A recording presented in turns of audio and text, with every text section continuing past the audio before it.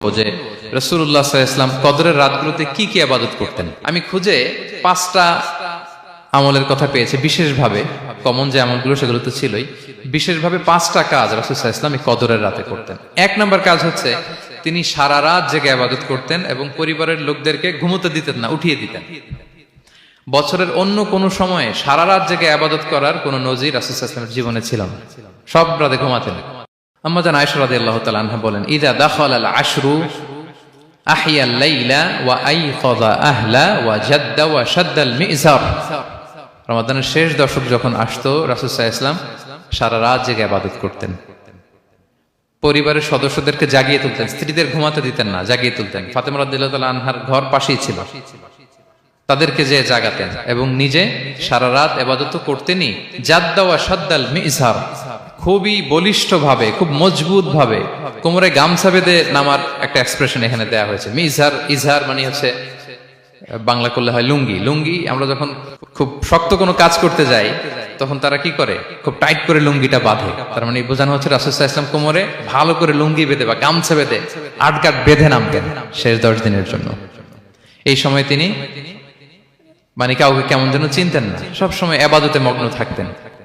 এটা আমরা করতে পারি যে শেষ 10 দিনে, আর যেহেতু 3 দিন বাকি, আমরা একটা স্পেশাল প্ল্যান করতে পারি যে আমরা আমাদের সর্বোচ্চটুকু উজাড় করে দিয়ে লাস্ট 10 ডেজ অফ রমাদানের এই বরকত আমরা হাসিল করব, এটা যেন আমাদের মিস না হয়।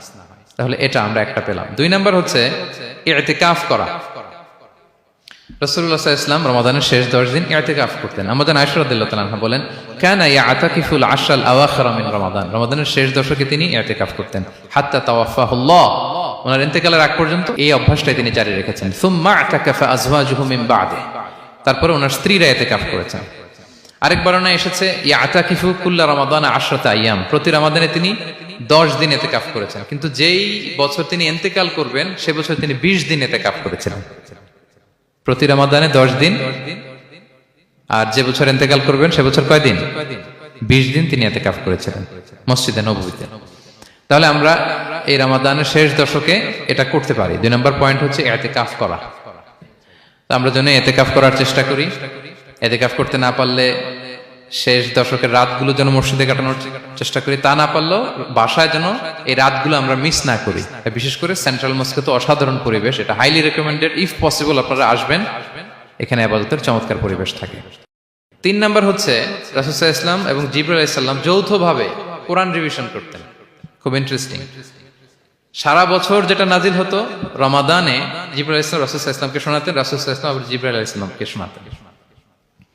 সহিহ বুখারীর বর্ণনা, কানা জিবরিলু ইয়ালকাহু ফি কুল্লি লাইলাতিন মিন রমাদান ফায়ুদারিসুহুল কুরআন। প্রতি রমাদানের প্রতি রাতে এসে রাসূল সাল্লাল্লাহু আলাইহি ওয়াসাল্লামের সাথে কোরআন মুদারাসা করতেন।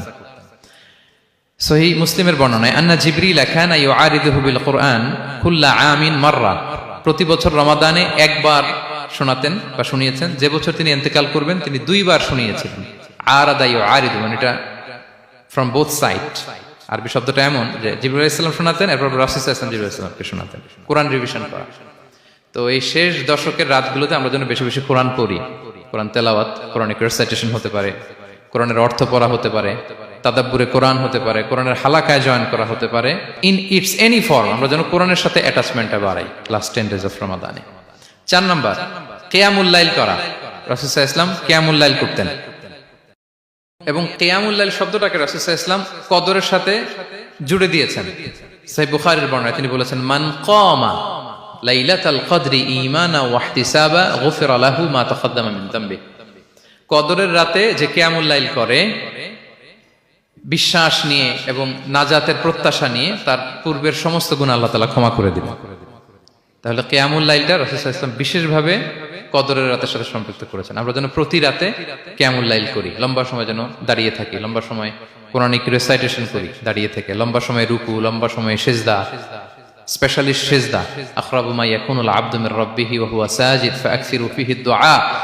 বান্দা যখন সিজদায় থাকে আল্লাহ সবচেয়ে কাছে থাকে। তো আমরা তো আল্লাহর সবচেয়ে কাছে যেতে চাই এই ক্রিম টাইমটাতে, কি বলেন?